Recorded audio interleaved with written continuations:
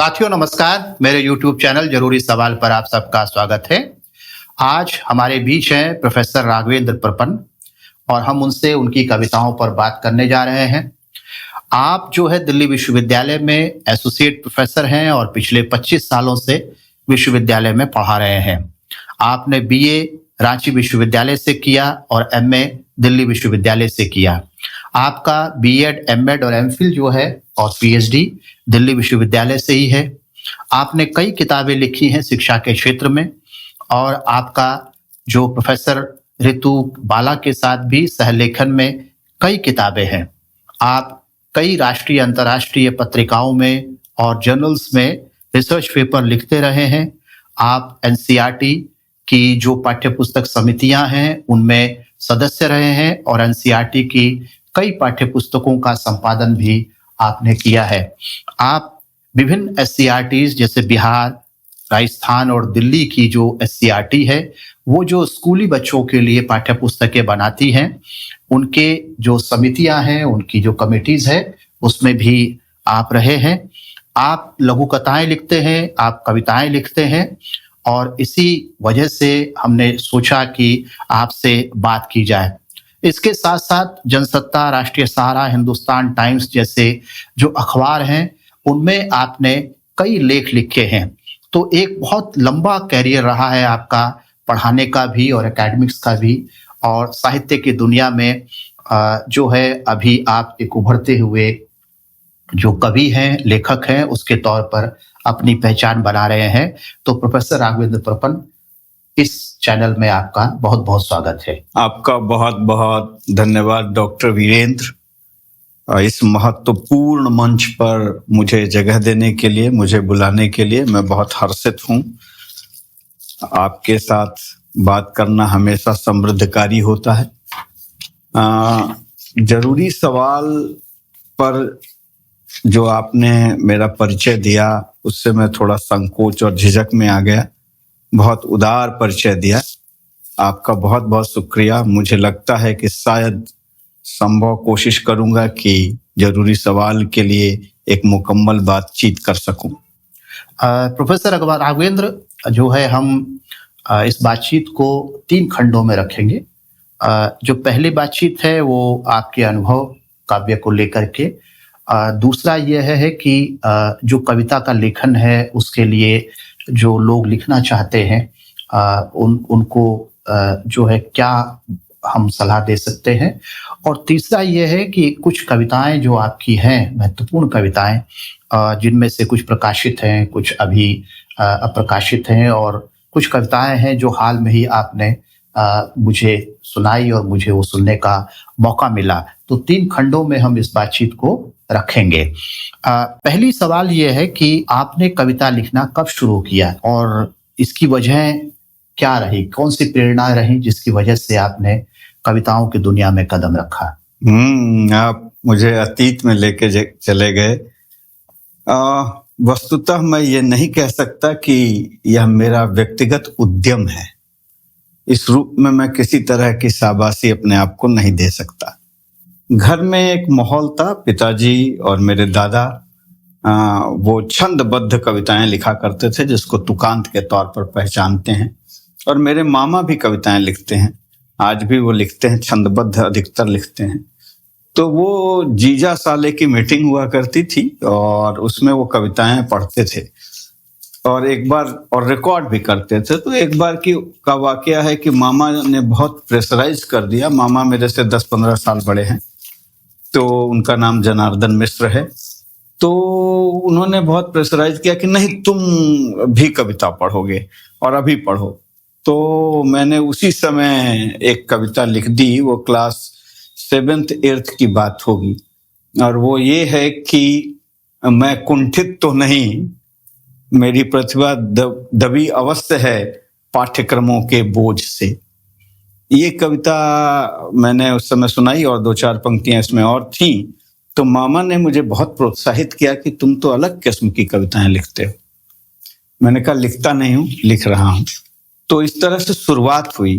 तो एक तरह से कहिए कि एक जिसको बोर्दियों कहते हैं सांस्कृतिक पूंजी, तो वो परिवार से मुझे सांस्कृतिक पूंजी मिल गई।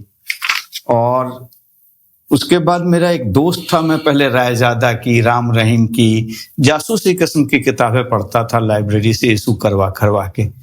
लेकिन एक मेरा मित्र मिला जो मेरे से 2 साल छोटा था, और उसने मुझे धीरे धीरे गंभीर साहित्य की ओर बढ़ाना शुरू किया और कविताएं देनी शुरू की, पढ़ानी शुरू की। नागार्जुन की कविताएं, धूमिल की कविताएं, मुक्तिबोध की कविताएं। हालांकि मुक्तिबोध उस समय बहुत जटिल थे, लेकिन कुछ कुछ समझ में आता था। धूमिल और नागार्जुन ज्यादा समझ में आते थे।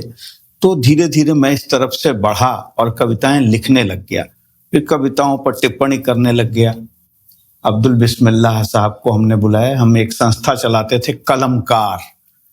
तो वो लाइब्रेरी चलाया करते थे, रीडिंग। तो यह भी आप कहिए कि एक तरह से सोशल कैपिटल की वजह से मुझे मिला। इसमें मेरी व्यक्तिगत उद्यमशीलता या प्रतिभा का कोई विस्फोट हुआ हो मेरे अंदर, ऐसा मैं देखता नहीं हूं। तो दोनों ने मिलकर मुझे इस तरह से बढ़ाया। एक तरह से कहिए सांस्कृतिक पूंजी और सामाजिक पूंजी, दोनों ने मुझे यहाँ तक पहुंचाया।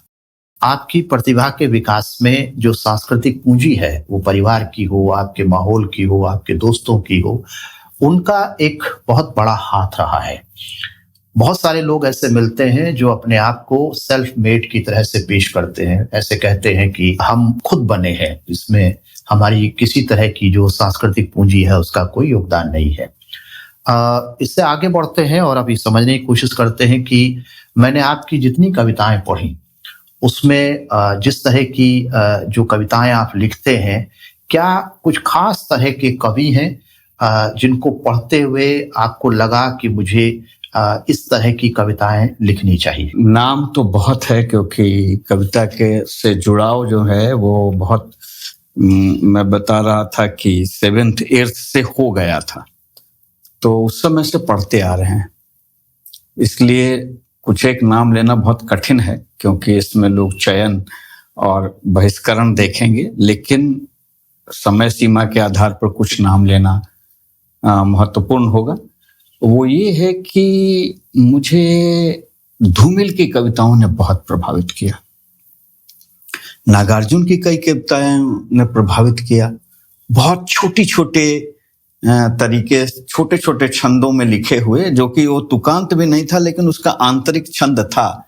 जैसे इंदु जी क्या हुआ आपको, सत्ता के मद में भूल गई बाप को। या वो जो कविता है कि जली डाल की ठूठ पर, कुछ ऐसा है, गई कोकिला कूक, बाल न बाका कर सका शासन की बंदूक। कितना सरल है और कितना कैचिंग है और कितना रिदमिक है। जो लोग कहते हैं कि तुकांत में रिदम नहीं होता, और कितना स्मृति में आ जाने वाला है। तो इस तरह से मैं नाम लेना चाहूंगा। बाद में आने के बाद अष्टभुजा शुक्ल, मंगलेश डबराल, राजेश जोशी, विष्णु खरे, इन जैसे लोगों ने मुझे बहुत प्रभावित किया। विनोद कुमार शुक्ल जो अभी जिनका देहांत हुआ है, उनकी कविताओं ने प्रभावित किया। इस तरह से मैं अगर कुछ नाम लेना चाहूं तो इन कवियों ने मुझे बहुत प्रभावित किया है, और मैं उनकी कविताएं संकलन पढ़ता रहता हूं। जैसे नरेश सक्सेना की कविताएं बहुत मारक और बहुत रुचिकर लगती हैं मुझे, पढ़ने में प्रेरित करने वाली लगती। जैसे आपने बताया कि आपकी शुरुआत आपके जो दादाजी हैं और मामा जी हैं उनके साथ हुई, और वो छंदबद्ध कविताएं लिखा करते थे। लेकिन आपकी कविताएं जो हैं वो छंदबद्ध होने की बजाय मेरे ख्याल से अतुकांत जिन्हें कहा जाता है, वो कविताएं ज़्यादा हैं। तो क्या इसकी कोई खास वजह है कि आपने यही रास्ता चुना कि आपको अतुकांत कविताएं लिखनी है बजाय इसके कि आप छंदबद्ध कविताएं लिखें? माकूल सवाल है। दरअसल ये बहुत सायास और जिसको कहते हैं सचेत चयन नहीं था। एक तो ये कि अतुकांत कविताओं के लिए उतना प्रशिक्षण की जरूरत नहीं थी, उतने छंद शास्त्र को जानने की जरूरत नहीं थी। तो एक पूर्व शर्त के तौर पर जो तुकांत कविताओं का होता है कि आपका इतना प्रशिक्षण होना चाहिए, फिर उसका अभ्यास चाहिए, और फिर उस अभ्यास के आधार पर कोई प्रशिक्षक चाहिए, है ना, जो ये देख सके कि आपने सही छंद का प्रयोग किया है। तो ये सबको उपलब्ध नहीं होता, हालांकि मेरे पास कल्चरल कैपिटल के बावजूद भी इतना उपलब्ध नहीं था। और दूसरी बात ये है कि मुझे इंटरेक्ट करने का मौका मिला जिन कविताओं के जरिए, मेरे दोस्तों के जरिए, वो दौर था जब रसियन प्रकाशन की किताबें, रादुगा की, मास्को प्रकाशन से बहुत सारी किताबें निकलती थी। तो एक तरह से प्रगतिशील धारा हमारे कस्बे में साहित्य की आ चुकी थी, और उस प्रगतिशील धारा में जो 60 के दशक में रघुवीर सहाय जैसे लोग लिख रहे थे, उसने एक नौजवान होते हुए विद्यार्थी को जिस तरह का जो खरोश और जिस तरह का असंतोष मन में पड़ रहा था, उसको अभिव्यक्त करने का एक रास्ता ऐसा दे रहा था जिसके लिए बहुत श्रम साध्यता की जरूरत नहीं थी, बहुत माहिर होने की जरूरत नहीं थी। आप अपनी आवाज दे सकते हैं बिना बहुत कठिन प्रशिक्षण से जुड़े हुए, और उसके लिए जो सांस्कृतिक पूंजी चाहिए थी उसके बगैर भी। इसलिए मुझे लगता है कि अतुकांत कविताओं ने उन सब बहुत सारे बड़े वर्ग को एक वाणी दिया जिनके पास इस तरह का पूर्व शर्त के तौर पर पांडित्य उपलब्ध नहीं था। इसके ऐतिहासिक उदाहरण के तौर पर आप देखेंगे कि जब सरस्वती में जो छपा हीरा डोम की कविता, तो आप देखेंगे वो अतुकांत थी और सरस्वती ने उसको जगह दी। अब उस तरह का पांडित्य आप उनसे उम्मीद नहीं कर सकते थे, क्योंकि वो उनके पास संसाधन ही उपलब्ध नहीं थे, वो ऐतिहासिक अधिकार नहीं था, वो तो सदियों से वंचित थे एजुकेशन से। कविता जैसे सॉफ्ट चीजों में जाना और ज्यादा जिसमें लेजर की उम्मीद की जाती है, वो तो उनको उपलब्ध नहीं था, तो वो तो कविता कभी आती नहीं अगर यह पूर्व शर्त होती तो एक तरह से इसको कहा जा सकता है कि कविता के लिखने को का जनतांत्रीकरण, अतुकांत कविताओं ने जनतांत्रीकरण किया, और इसको ज्यादा बड़े वर्ग के लिए, जो कि जिसमें शोषित और दलित भी हैं, महिलाएं हैं जिसमें शामिल, उनके लिए खोल दिया कि वो अपनी जुबान लोगों के सामने ला सकें, कविता के तौर पर ढाल सकें। महिलाओं के संदर्भ में भी आप देखेंगे कि सुमन राजे की किताब है हिंदी साहित्य का आधा इतिहास, संभवतः यही नाम है, तो उसमें भी उन्होंने दिखाया है कि किस प्रकार फाइन, जिसको कहते हैं रिफाइंड कविता के नाम पर बहुत सारा साहित्य दरकिनार कर दिया जाता है। अतुकांत कविताओं ने वो जगह दी कि आम लोग, ज्यादा से खासकर श्रमशील लोग और जो परिधि से बाहर हैं, वो लोग इसमें अपने लिए जगह पाएं। यह विधागत जगह थी। राघवेंद्र जी, ये बात आपने जो कही है उससे हमारे बहुत सारे जो दर्शक हैं उनको ये जरूर पता चलेगा कि जो साहित्य की विधाएं हैं और जिस तरीके से साहित्य रचा जाता है, जैसे कि अगर हम कह रहे हैं छंदबद्ध कविताएं और जो है अतुकांत कविताएं, है ना, वो कैसे जो है बांधने का काम भी कर सकती हैं और वो अभिव्यक्तियों को मुक्त करने का काम भी कर सकती हैं, कैसे वो इंक्लूसिव हो सकती हैं और एक मायने में कैसे वो एक्सक्लूसिव भी हो सकती हैं। तो ये जो आपका जो विचार है और जो आपने बताई बात, वो बहुत एनरिचिंग होगी, बहुत एजुकेटिव होगी लोगों के लिए, मेरा ऐसा मानना है। आगे बढ़ते हैं तो मैं ये जानना चाहता हूं कि आमतौर से ऐसा कहा जाता है कि जो बावजूद इसके कि जो तुकांत कविताएं हैं उनकी बनिस्बत जो अतुकांत कविताएं हैं उन्होंने जनतांत्रिकरण किया साहित्य का, कविताओं का, लेकिन जो है ये माना जाता था कि जो अतुकांत कविताएं हैं वो दरअसल एक वीडियोग्राफी है।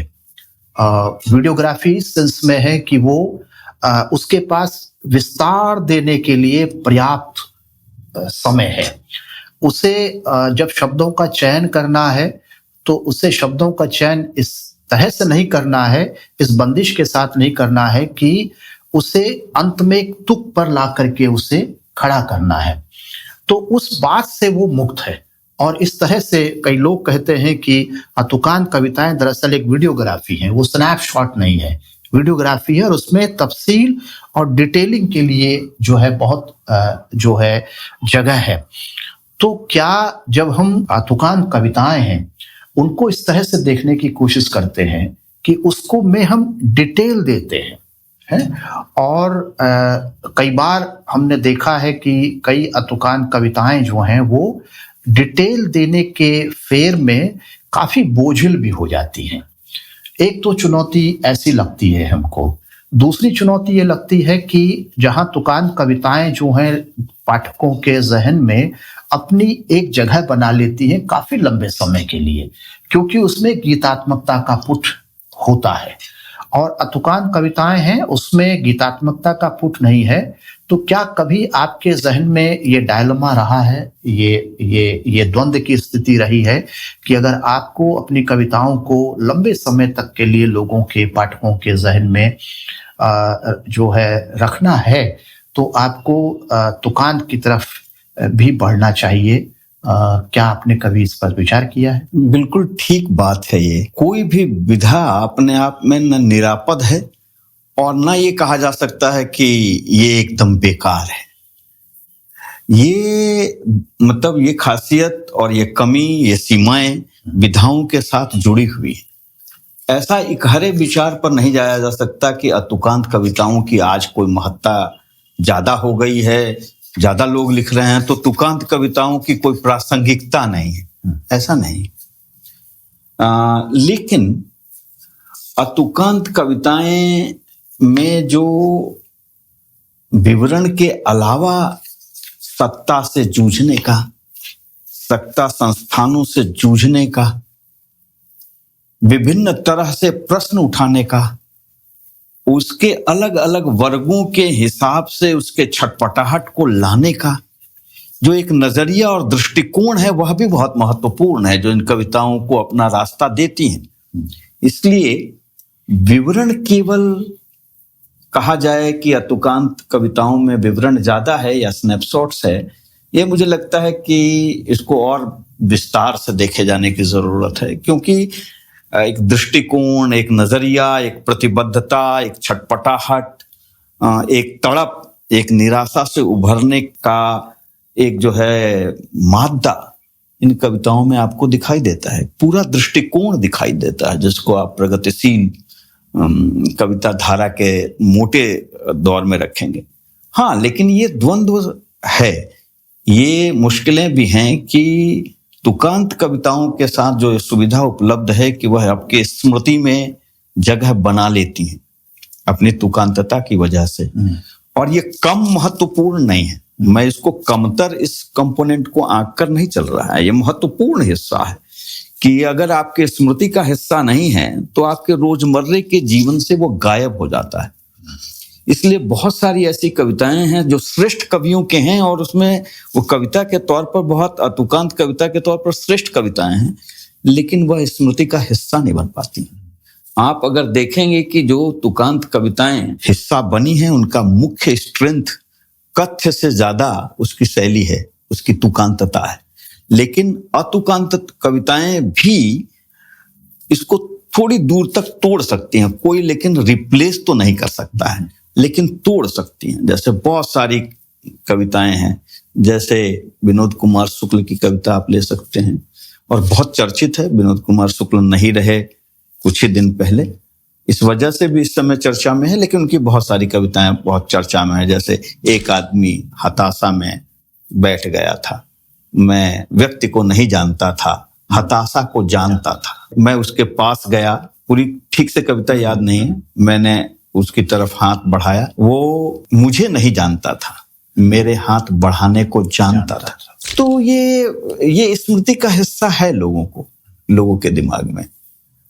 और ये इसलिए ये कहना, जैसे कि मैंने नागार्जुन की भी कविता कही, या हंसो हंसो और हंसो जैसे रघुवीर सहाय की, या धूमिल की, बहुत सारी कविताएं, चाहे पूरी कविता ना, लेकिन कविता का कुछ खंड जरूर उनकी स्मृति में बना रहता है। तो इसलिए यह कोशिश अतुकांत कहने से यह छूट नहीं ली जा सकती है कि आप इसको लयबद्धता से पूरी तरह मुक्त हो जाएं और आप कोई संघर्ष ही ना करें। आपको उसमें एक आंतरिक लय पैदा करने के लिए संघर्ष करना पड़ता है और वो वांछनीय संघर्ष है और वो इस विधा की मांग भी है, वो अतिरिक्त मांग नहीं है। मुझे तो ऐसा लगता है। आपने जो ये बात कही वो बड़ी महत्वपूर्ण है कि जो अतुकांतता है उसमें भी अगर एक आंतरिक लय है तो वो काफी दूर तक जो लोगों की स्मृति है उसमें अपनी जगह बनाती है। आपने धूमिल का नाम लिया तो मुझे याद आ रही है उनकी एक कविता कि 20 साल बाद मेरे चेहरे पर वो आंखें उग आई हैं जिनसे मैंने पहली बार जंगल देखा। तो है तो ये अतुकांत, लेकिन जब इसको आप एक तरीके से पढ़ें तो आपको इसमें एक लय की गूंज भी सुनाई दे सकती है। तो आपने ये बात बहुत वाजिब कही कि वो रिप्लेसमेंट तो नहीं है, लेकिन एक संघर्ष जरूर करना चाहिए अतुकांत कवियों को भी कि वो लोगों की स्मृतियों में अपनी जगह बनाने की लगातार कोशिश भी करते रहे। अब हम चलते हैं इस बातचीत के तीसरे खंड पर, जिसमें मैं आपकी कुछ कविताओं पर आपसे जो है बात करना चाहूँगा। आपकी कई कविताएं हैं जो कि नया पथ में प्रकाशित हुई और उन कविताओं के बनने और उसमें आई जो बात है, जो कथ्य है, जो विचार है, उसमें जो बिंब है, उसमें जो मेटाफोर्स है, रूपक है, उसके हवाले से भी हम आपके जो काव्य कर्म है उसको जो है समझने की कोशिश करेंगे। ये कविता है आपकी जो है शब्दों की चुप्पियां। जब मैं इस कविता को पढ़ रहा था तो इसमें एक बड़ी महत्वपूर्ण बात की तरफ मेरा ध्यान गया कि आप इसमें लिख रहे हैं कि भरमार शब्दों के बीच जो पढ़ नहीं सकते उनके लिए तो शब्द है अनपढ़, पर जो पढ़ना जानते हुए भी पाठ से बच निकलते हैं उनके लिए क्या है, जो देख नहीं सकते उनके लिए तो शब्द है। अब इसमें जिस तरफ मेरा ध्यान गया वो आप ये कह रहे हैं कि जो पढ़ नहीं सकते उनके लिए शब्द है, आपने लिखा अनपढ़, लेकिन जो देख नहीं सकते उनके लिए तो शब्द है, लेकिन आपने शब्द का प्रयोग नहीं किया। इसी तरह से आपने आगे इसमें लिखा है कि जो बोल नहीं सकते उनके लिए तो शब्द है, और फिर आपने उस शब्द का उपयोग नहीं किया, जबकि जो पढ़ नहीं सकते उसमें आपने शब्द का उपयोग किया अनपढ़।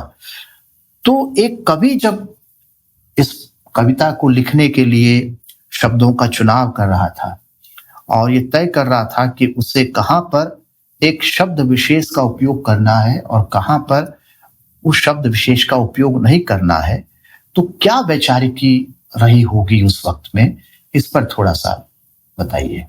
मुझे खुशी है कि आप बिल्कुल मेरे मर्म पर आपने हाथ धर दिया और उस बारीक जगह को पकड़ा जहां एक लेखक के सामने, एक रचनाकार के सामने, मैं उतने वैसे लेखक अपने आप को संबोधित नहीं कर रहा हूं, न कवि संबोधित कर रहा हूं, लेकिन रचते समय जो जद्दोजहद होती है, जो उधेड़ बूंद चलती है, जो तड़फड़ाहट चलती है और उसकी जो पॉलिटिक्स है वह क्या है। केवल मैं ये नहीं कह रहा हूं कि केवल दर्द है, छटपटाहट है, बेचैनी है लिखने के क्रम में किसी रचना को बाहर लाने के लिए, उसमें यह केवल मासूम प्रक्रिया नहीं है, उसकी पॉलिटिक्स भी है। जब मैं ये कविता लिख रहा था तो मेरे मन में आया कि 3 कैटेगरीज आपने चर्चा की। एक नहीं पढ़ सकने वाले लोग जिनका मैंने सायास नाम दिया है और आपने बहुत संजीदा जगह हाथ रखा, उसका नाम दिया अनपढ़। लेकिन जो देख नहीं सकते और जो बोल नहीं सकते उनके लिए मैंने केवल बात कहकर छोड़ दी, उनका नामकरण नहीं किया। नेमिंग एक पॉलिटिक्स है। इसके पीछे की मेरी जो सोच है और राजनीति कह सकते हैं, रचनात्मक राजनीतिक कर्म, तो सोच ये रही कि ये दोनों जो कैटेगरीज हैं, नहीं बोल सकने वाले और नहीं देख सकने वाले, बहुत कुछ बायोलॉजिकल है। हालांकि इसमें भी न्यूट्रिशन और देखभाल और चिकित्सा व्यवस्था और गरीबी और शोषण, बहुत सारी चीजें शामिल हैं, लेकिन इसमें सीधे तौर पर उतना स्टेट इन्वॉल्व नहीं है जिसको राष्ट्र राज्य कह सकते हैं। उसकी जिम्मेवारी उतनी ही सघनता से शामिल नहीं है जितना किसी को अनपढ़ रखने में आजाद हिंदुस्तान में।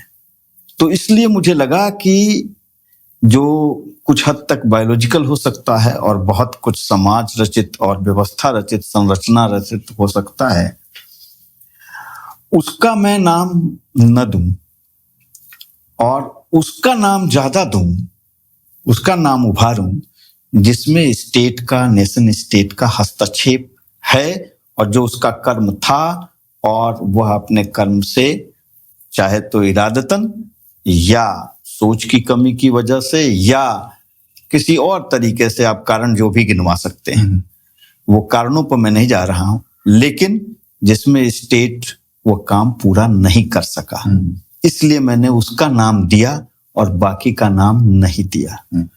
दूसरी बात है कि अगर आप देखेंगे तीनों शब्द डेरोगेटरी है, अपमानजनक है, अनपढ़ भी और जो नहीं बोल सकते हैं वो भी और जो नहीं देख सकते हैं वो भी।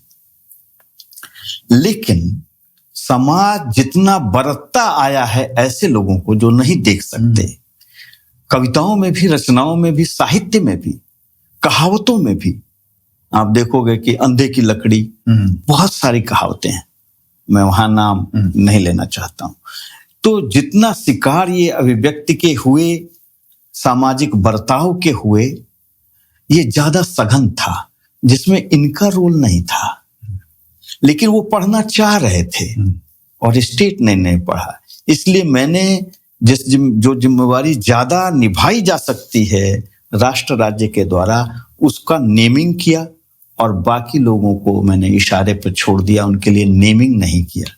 तो ये कह सकते हैं रचना कर्म की अपनी प्रतिबद्धता और राजनीति से निकला हुआ ये सायास चुनाव है। राघवेंद्र जी, आपकी एक कविता है, छोटी है लेकिन इसका जो संदेश है वो काफी बड़ा है लोकतंत्र के लिहाज से। छोटी है इसलिए मैं इस कविता को पाठकों के लिए भी और यहाँ पर रखने के लिए भी पूरा पढ़ देता हूँ। कविता का शीर्षक है पायंदाज। आपने ब्रैकेट में लिखा है पांव पोंछनी, जो फुट मैट है दरवाजे के किनारे पर रखा जाता है एंटर करने से पहले, जिस पर पांव पोंछ करके अंदर जाया जाता है जी, वो आपने लिया है। आप लिख रहे हैं, सत्ता और जनता के मुहाने पर पड़ा मैं पायंदाज हूं। मेरी कई किस्में हैं जिसमें से कुछ प्रमुख हैं समरसता, लोकतंत्र और देशभक्ति। सत्ता से जनता और जनता से सत्ता में आवाजाही के बीचम बीच पड़ा पड़ा मैं केवल पांव साफ करने के काम आता हूं। मैं जब इस कविता को पढ़ रहा था तो कुछ कुछ अर्थ खुल रहा है इसका, बहुत थोड़ा सा अर्थ खुल रहा है। आप इस कविता में क्या कहना चाह रहे हैं? दो बातें रहीं इस कविता को। आपने जो कविता का चयन किया वो मुझे पुराने रचना के समय में ले गया, और जब मैं ये लिख रहा था तो दो बातें साफ थी। एक तो ये, एक आग्रह रखता हूं मैं अपने पास, सफल नहीं होता पर वो आग्रह होता है कि नामालूम सी चीजों पर कहूं, उसको रूपक के तौर पर उठाऊं, जो रोजमर्रा के जीवन में है और जिस पर लोगों का ध्यान नहीं जाता। हिमालय, नदी, गुलाब, समुद्र, ये सारे रूपक जो है और बहुत प्रयोग में किए जाते हैं, लेकिन मेरा सायास चेतना को प्रशिक्षित करने की एक कोशिश रहती है, वो आग्रह की वजह से कि मैं वैसे प्रतीक को उठाऊं जो उपेक्षित रहते हैं, जो नामालूम, जिनकी हैसियत ही कुछ नहीं, कोई हैसियत नहीं, जिन पर कोई ध्यान ही नहीं जाता कि वो भी कोई चीज है, और खासकर वैसी चीजें जो पेट्रियार्की में महिलाओं से जिसका सबसे ज्यादा सामना पड़ता है, सबका पड़ता है। इसलिए मैंने झूना का भी इस्तेमाल किसी और कविता में किया, बर्तन भांडे का भी इस्तेमाल किसी और कविता में किया। वो ये आग्रह की वजह से मैंने पायंदाज, जिसको पैर पोछनी कहते हैं, उसको उठाया। तो एक तो ये आग्रह है कि नामालूम सी चीजों पर जाऊं, और जिनको बेकार की चीजें मानी जाती हैं, या ये सौंदर्य में जिनको एक खास तरह के सौंदर्य के खास तरह के मानक में उनसे मुंह मोड़ लिया जाता है, मुंह बिचका लिया जाता है। अरे पायदान भी कोई ये क्या लाए हो कविता में, मतलब कविता का सौंदर्य खराब, पायंदाज भी अब होगा, पैर पोछनी भी अब कविता का विषय होगा, कहाँ ले आए तुम कविता के सौंदर्य शास्त्र को। तो एक तो ये आग्रह रहा है कि मुझे इस स्टीरियोटाइप को तोड़ना है कि कविता में रूपक और उपमा वही अख्तियार कर सकते हैं जो सो कॉल्ड भव्य हैं, दिव्य हैं, बड़े हैं, हैसियत शुदा हैं।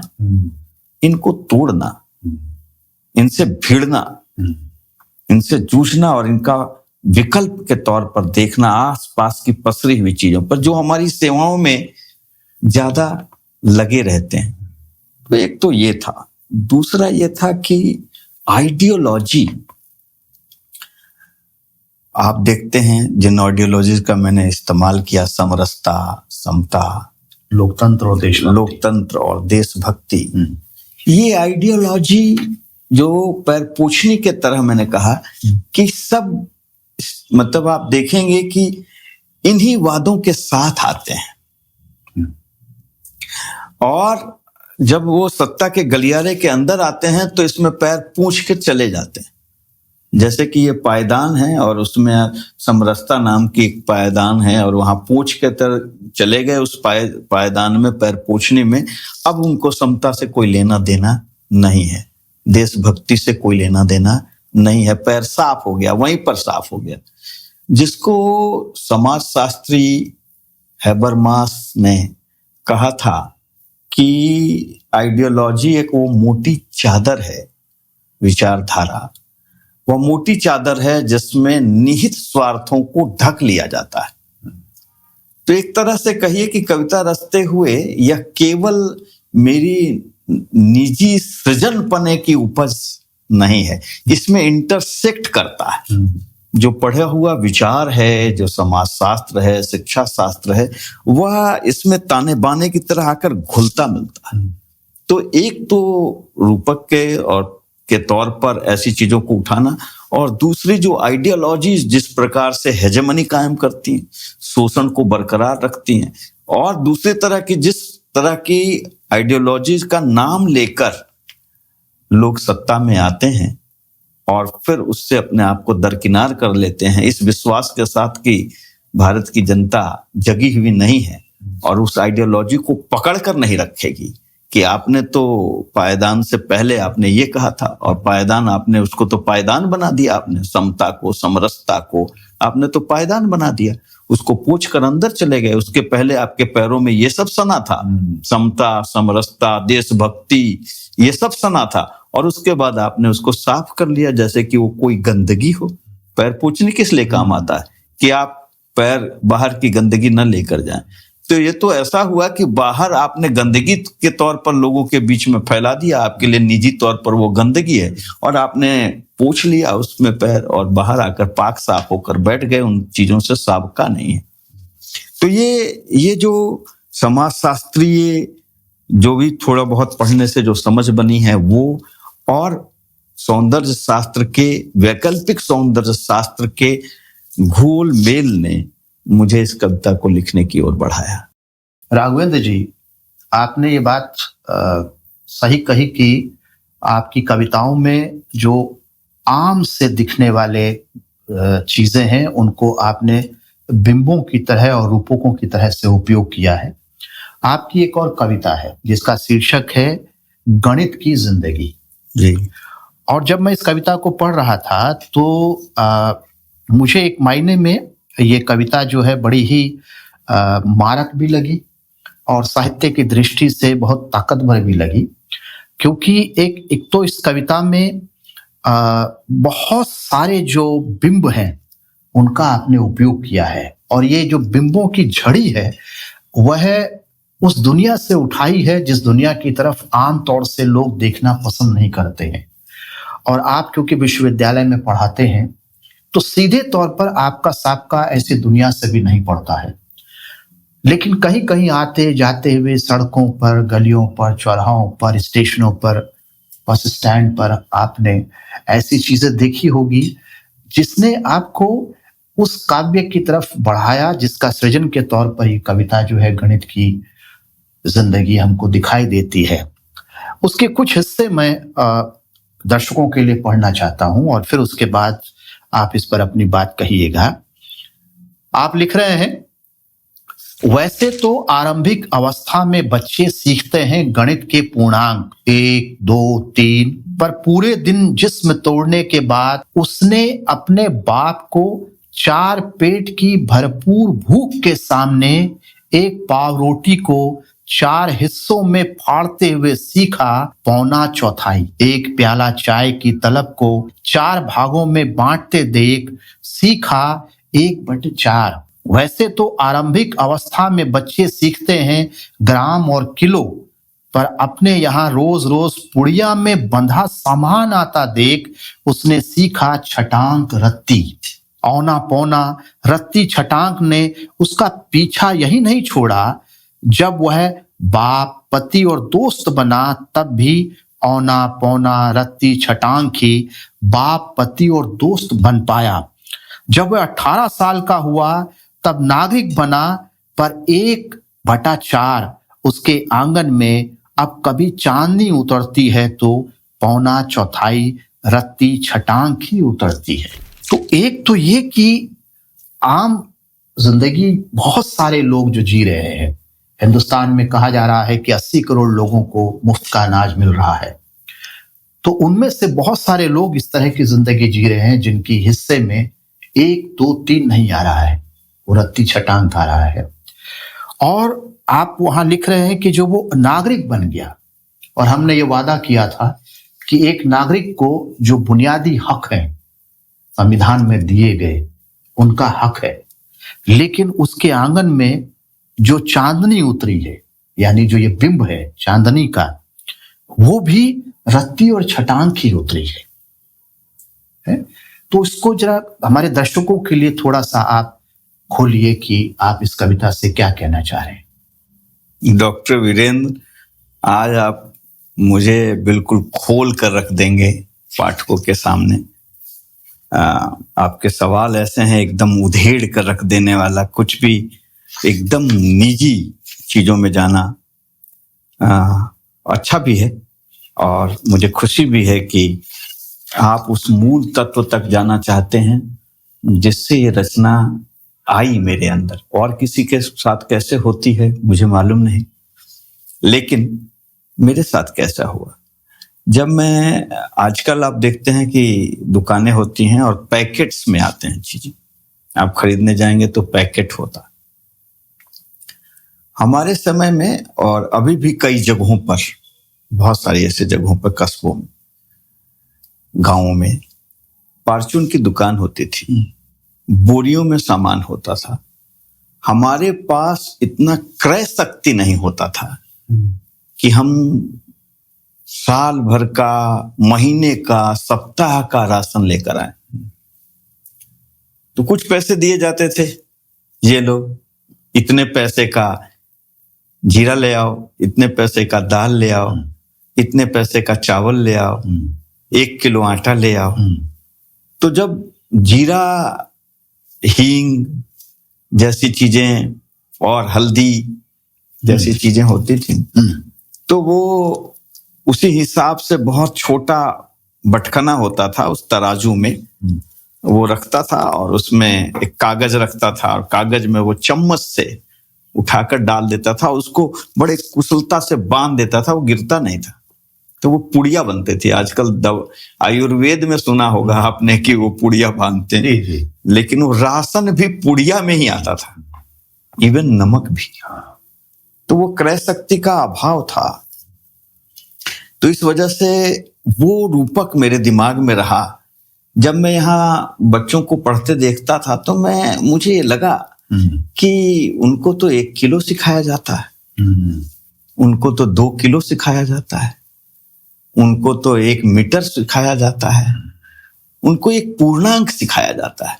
और जबकि हिंदुस्तान के अधिकांश बच्चों के जिंदगी में ये जो मापन है अंक गणित का, ये शामिल नहीं है। तो एक तरह से जो आप कंस्ट्रक्टिविज्म में कहते हैं कि जीवन से उठाओ, विद्यार्थियों के जीवन से जुड़ने वाले चीजें होनी चाहिए। वो मैथ भी उससे तो बचता नहीं ना। तो आप सीधे पूर्णांक सिखाते हो क्योंकि आपके दिमाग में एक पूरा एक एलीट किस्म का एक कंसेप्ट है जो निरंतरता से आया है कि पहले तो पूर्ण सीखेगा फिर उसको बाइफरकेशन सीखेगा। तो इसमें कंस्ट्रक्टिविज्म कहाँ गया? इसमें गायब हो गया। उसके जिंदगी से वो चीजें उभर कर नहीं आ रही हैं। जिंदगी में जिस तरह से वो नापता है ना, आनों में नापते थे लोग, अभी जिस तरह से रुपयों में हिसाब करते हैं, तो वो रूपक मेरे दिमाग में आया और उससे मुझे ये जो एजुकेशन का जो दुराव है, एक तरफ कंस्ट्रक्टिविज्म और दूसरी तरफ ऐसे उदाहरण का ना आना, ये मुझे इस कविता की ओर लेकर गया। राघवेंद्र जी, आपके उत्तर से एक बात मुझे याद आ रही है। आमतौर से ऐसा कहा जाता है कि जो गणित है वो एक ऑब्जेक्टिव विषय है, एक ऐसा विषय है जिसका जिंदगी के जो अनुभव हैं उनके साथ कोई सीधा रिश्ता नहीं है और इसलिए अन्य विषयों से उसको, उसके शिक्षण को अलग रखा जाता है।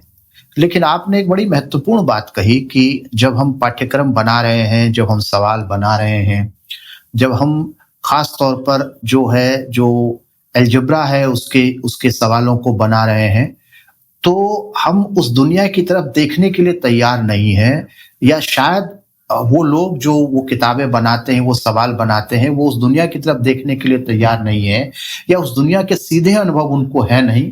और अगर बचपन के कभी उनको ऐसे अनुभव रहे भी होंगे तो उससे वो पाठ्यक्रम तक लेकर के नहीं आ रहे हैं, जहां पर प्रश्नों को एक बहुत बड़ी जो दुनिया है, बहुत बड़ी संख्या है हिंदुस्तान के लोगों की, उनकी जिंदगी के साथ जोड़ा जा सकता है। और इस तरह से पाठ्यक्रम के जरिए जो है पाठ्यक्रम को भी इंक्लूसिव बनाया जा सकता है और साथ साथ में जो विद्यार्थी हैं उनके भीतर भी एक नई तरह की जो मानवीयता है और सरोकार हैं वो जिंदा किए जा सकते हैं।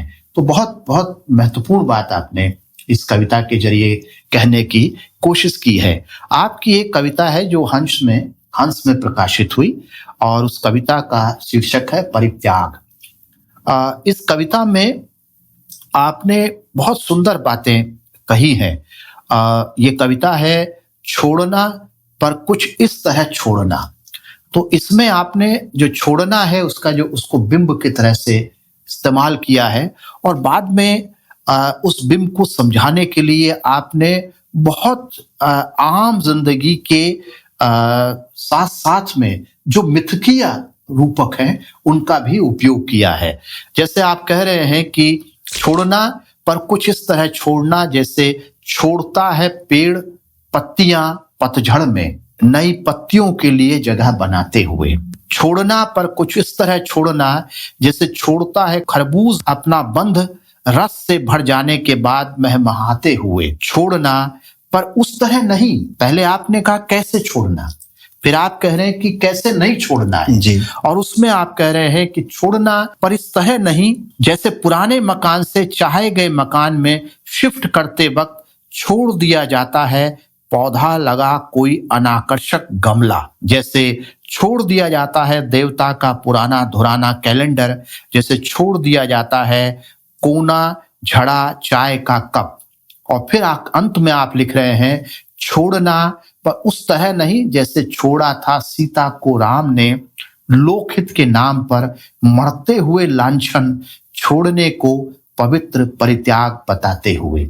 तो ये जो एक तो इसमें विस्तार है आम जिंदगी से लेकर माइथोलॉजी तक का जो विस्तार है वो इस कविता में आ रहा है और इसके जरिए छोड़ने के जरिए आप कुछ ऐसी बात कहना चाह रहे हैं जो कई रूपकों में तो आई है, लेकिन बहुत सारी ऐसी बातें जो हमारे दर्शक जानना चाह रहे होंगे कि आखिर ये कविता जिंदगी के किन पक्षों की तरफ इशारा कर रही है। दरअसल हर एक कविता के जन्मने का, गर्भस्थ होने का और प्रसव के बाद उसका आकार लेने का एक निजी इतिहास होता है। वो दर्शकों के सामने तो नहीं आता, पाठकों के सामने तो नहीं आता, पर वो निजी इतिहास होता है। ये गर्भस्थ इस तरह से हुआ, गर्भ में इस तरह से आया कि जो पेट्रियार्की में शोषण को और शोषण के हथियारों को और उनकी संरचना को, पितृसत्ता में उसको अनाकर्षक नहीं रहने दिया जाता, उसको बहुत मोहक बनाया जाता है, बहुत आकर्षक बनाया जाता है, ताकि वो ऐसा लगे कि यही तो करने लायक है, इसी को तो करने में जीवन की सार्थकता है। और ऐसा नहीं अपनाए तो वह कुरूप जिंदगी हो, और तभी वह सह्य होता है और आगे के लिए करणीय भी होता है। और यही टूल फिर उनको भी, महिलाओं को भी, जो कि खुद पितृसत्ता शोषण के शिकार हैं, अगले उनको भी शोषण करने का तंत्र के तौर पर बदल देता है। केवल इस्तेमाल नहीं होती, बल्कि वो उस मशीनरी का हिस्सा भी बन जाती हैं जो महिलाओं का शोषण करती। उसमें एक बहुत बड़ा काम इस तरह का चीजों को माइथोलॉजीकरण करना है, मिथकीयकरण करना है। और मिथकीयकरण, माइथोलॉजी, मिथक बना देने से वो अप्रश्नीय हो जाता है, आकर्षक के साथ प्रश्न के दायरे से बाहर आ जाता है, और वह केवल अप्रश्न होकर माने जाने लायक ही केवल बन जाता है, क्योंकि महाकाव्य है, मिथक है, महाचरित्र हैं, देवता हैं, भगवान हैं, ईश्वर हैं, ईश्वरीय अवतार पर वो बात कही गई है। तो इसलिए वह आलोचना के, समीक्षा के, विवेक के कसौटियों से, परखने से बाहर चला जाता है, और इस तरह से वह कभी न गिर पाने वाला, कभी न गिराया जा सकने वाला एक चक्रव्यूह रच लेता है। अगर आप माइथोलॉजी अप्रश्नीय देखिए, चक्रव्यूह कैसा है। माइथोलॉजी अप्रश्नीय और प्रश्नों के जरिए ही उसको भेदा जा सकता है। तो जब उसको प्रश्नों के दायरे से बाहर कर दिया तो फिर तो आपको मानना ही पड़ेगा।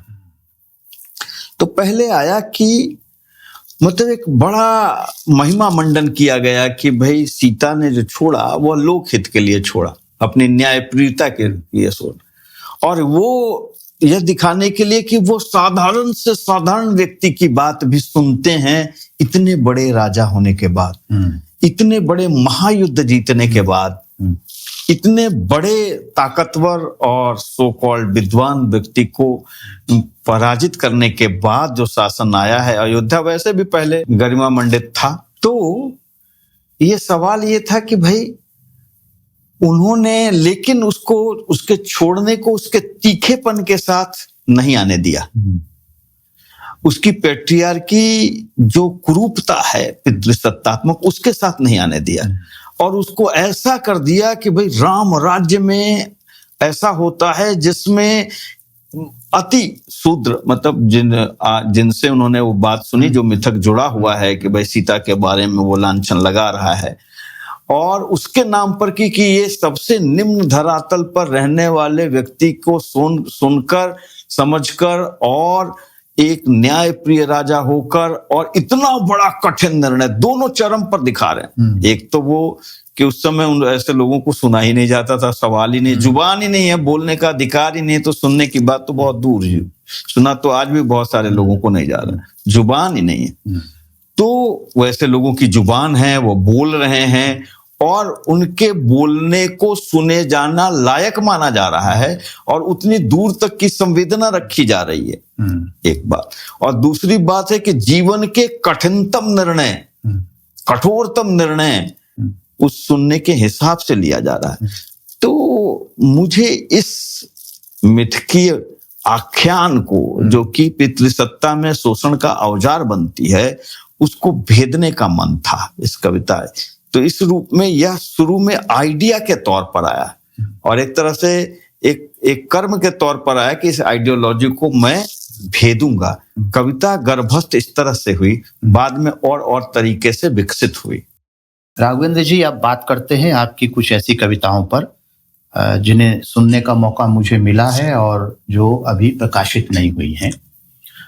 उसमें से एक कविता तो अभी आपने परसों ही सुनाई, और ये कविता बड़ी खूबसूरत है, बहुत छोटी है, लेकिन जो प्यार की चाहत है, प्रेम की चाहत है, और एक सहारे की चाहत है जिंदगी में, उसको आपने जिस बहुत आम से नामालूम से रूपक से समझाया है, वो बहुत कमाल का है। मैं पहले दर्शकों के लिए उस कविता को पढ़ना चाहूंगा। इस कविता का शीर्षक है नमी।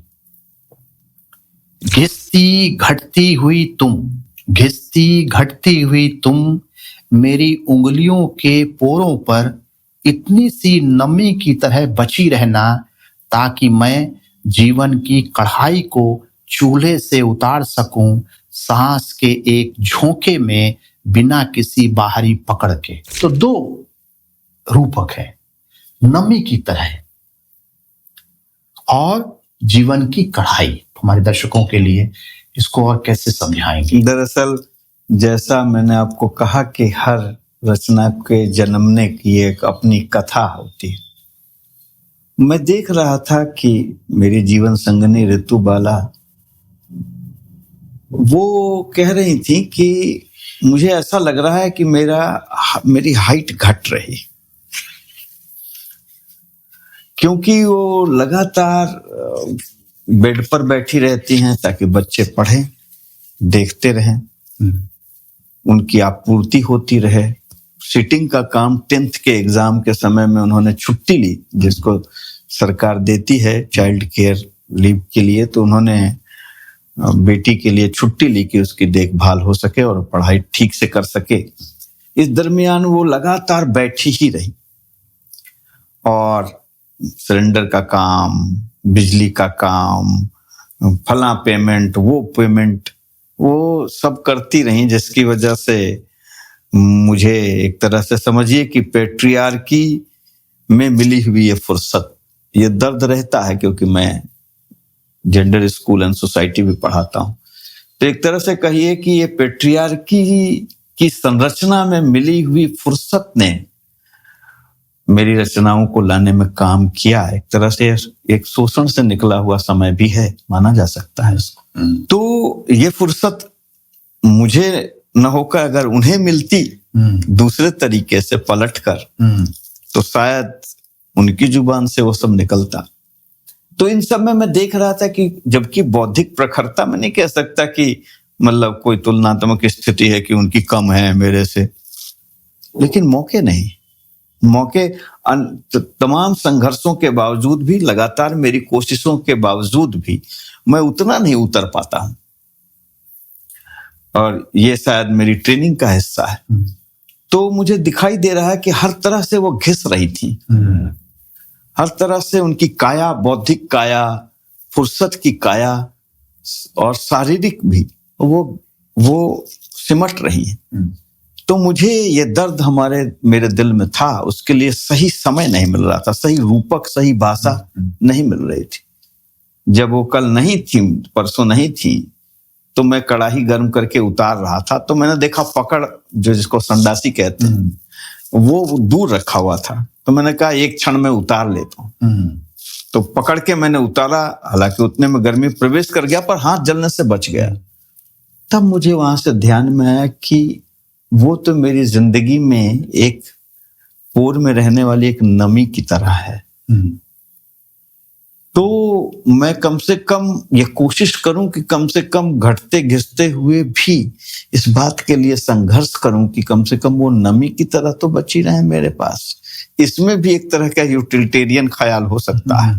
अगर इस कविता को भेदा जाए तो देखा जाए कि आप अपने लिए ही तो चाह रहे हैं, उनके घसने और मिटने के प्रति संघर्ष क्यों नहीं है कि ऐसी संरचना जिसमें वो घटे और घिसे नहीं, लेकिन हर कविता में केवल आइडियोलॉजी नहीं होती है, भाव का उत्साह भी होता है।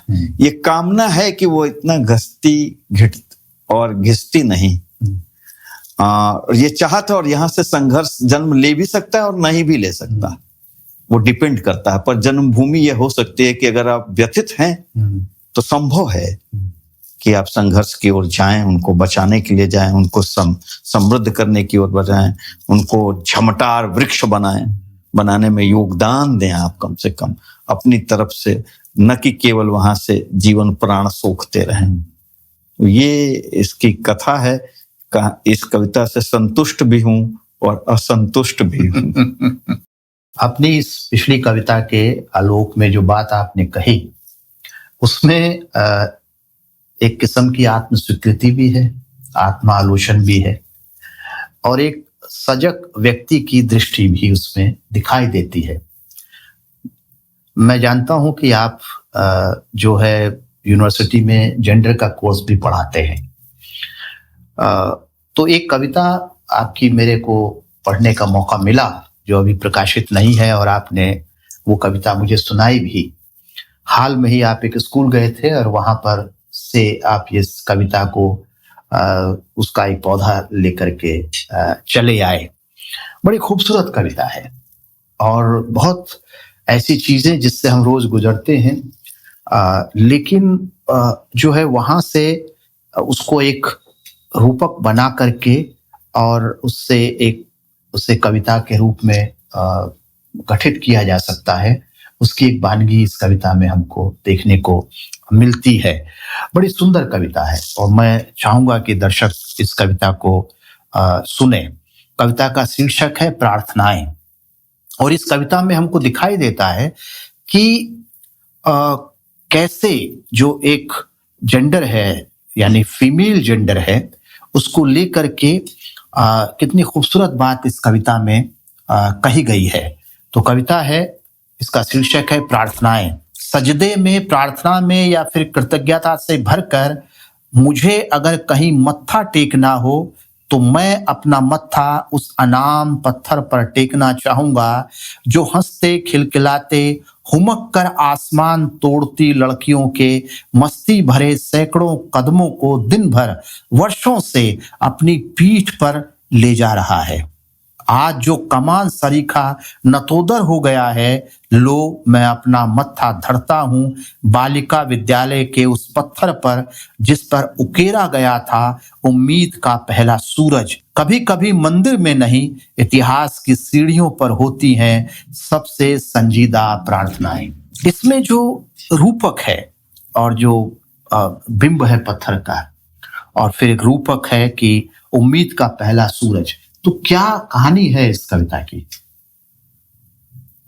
आपने मुझे भावुक भी किया और रुमानी भी किया एक साथ ही। इसकी एक निजी कथा ये है कि मैं सुपरविजन के लिए कमला नगर दिल्ली में एक बिरला स्कूल है, बालिका विद्यालय, आजादी के समय का है, और भौतिक तौर पर मैंने देखा कि वहां की सीढ़ियां जो पत्थर लगी होंगी उसके बाद वो रिप्लेस नहीं हुई है।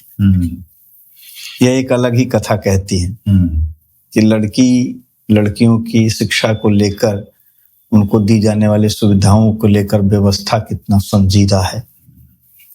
लेकिन उस पत्थर ने, मैंने देखा कि उस सीढ़ियों पर जो पत्थर हैं वो बीच से काफी पतली हो गई हैं, तो इस तरह से नतोदर हो गई हैं, मतलब जिसमें बीच में गड्ढा असलानुमा जैसे हो गई है, जिसको आप कन्वेक्स या कनकेव कहते हैं, तो मुझे ठीक से अंग्रेजी भौतिकी की भाषा में। तो वहां से, और ये मैं कई साल पहले की घटना है, वो मैंने उस पत्थर को देखा तो मुझे लगा कि मतलब किसी मंदिर, किसी गिरजाघर, किसी गुरुद्वारे के जो माथा टेकने वाली जगह है उससे कम पवित्र नहीं है। मेरा सच में दिल किया, हालांकि लड़कियां आ जा रही थी और मुझे थोड़े देखे जाने का शर्म भी था कि स्टूडेंट देखेंगे या टीचर देखेंगे तो ये क्या करना, लेकिन मेरा मन हो रहा था कि थोड़ी देर में उस पत्थर पर अपनी ललाट टिका दूं, जैसे नमाज में सजदा किया जाता है, ललाट का जो हिस्सा तक है। और मुझे लगा कि इससे बहुत मुझे सुकून मिलेगा, बहुत शक्ति मिलेगी भावुकता के साथ। पर ऐसा कर न सका, लेकिन मैंने धीरे से आंख चुराकर धीरे से उसकी मिट्टी पोंछ ली और धीरे से ऐसे लगा लिया, आंखें चुराते हुए लोगों से। तब से ये कविता मेरे अंदर थी, उभर कर आ नहीं रही थी। इधर एग्जाम में कुछ फुर्सत मिला तो मैंने सोचा कि इस कविता को उस तरह से जन्म दूं। तो एक तरह से मुझे लड़कियों के स्कूल जब भी जाता हूं बहुत रोमानी हो जाता हूं, और ये देखता हूं कि लड़कियां जो अपने सोकोल्ड अपने घर में अपने माता पिता बहन भाई के सामने जितना उन्मुक्त नहीं हो पाती, जो वो रूप आप देख नहीं सकते, वो स्कूल में देखते हैं। तो इस तरह से मुझे बालिका विद्यालय जाना बहुत ही प्रियकर लगता है, और पृष्ठभूमि में नेपथ्य से उनको देखना बहुत सुकूनकारी लगता है। ऐसा लगता है कि जैसे मैं किसी प्रकृति के किसी गोद में चला गया हूं, या सो कॉल्ड जिसको आध्यात्मिक जगहों जानने में जितना चैन पड़ता है, जो रूहानी शांति मिलती है, वैसा कुछ लगता है। बहुत खूबसूरत,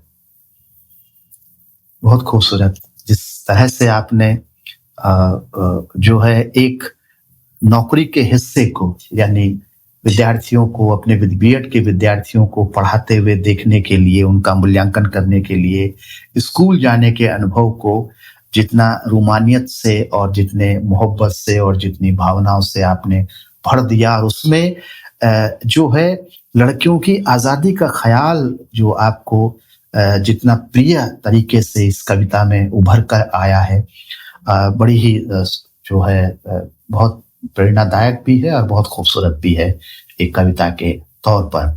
तो मैं आपको क्या कहूँ, बहुत बहुत शुक्रिया आपका इस चैनल पर आने के लिए, और दर्शकों को अपने काव्य कर्म से परिचित करवाने के लिए भी, और ये अनुभव साझा करने के लिए भी कि आखिर एक कविता किन किन जगहों से जन्म लेती है और कौन कौन सी चीजें हैं जो इंटरसेक्ट करती हैं तो एक कविता पैदा होती है, और किन किन भावनाओं के झंझावात से एक कवि को गुजारती हैं वो कि जो है कविता पैदा होती है। बहुत बहुत शुक्रिया आपका।